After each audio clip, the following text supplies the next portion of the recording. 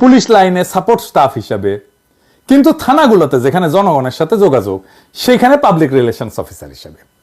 Police নিজে দেখবে তাদের দানব হয়ে ওঠার ফল কি হয়েছে। তাদের সামনে নিরন্তর একটা জ্বলন্ত উদাহরণে ঘুরে বেড়াবে আহত ছাত্র জনতা। পুলিশের মধ্যে রিমোর্স বা অপরাধ বোধ ঢুকবে। তারা এরপরে নির্মমতা করতে গেলে ওই আহতদের ছবি তাদের চোখের সামনে ভেসে উঠবে। আবার উল্টা দিকে দেখেন, একজন সাধারণ মানুষ যখন থানায় সেবার জন্য আসবে, সে দেখবে এই বিপ্লবে আহত ছেলেদের কাজ করতে, সেবা দিতে।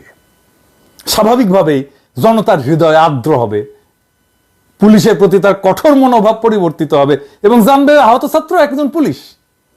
পুলিশের জনবিচ্ছিন্নতা কাটবে। এই আহত ছাত্ররা বিশেষ পোশাক আর টুপি পরতে পারে, যেমন লাল টুপি পরতে পারে। এই ব্রিগেডের একটা আলাদা নাম দেওয়া যেতে পারে, যেমন ধরেন জুলাই ব্রিগেড।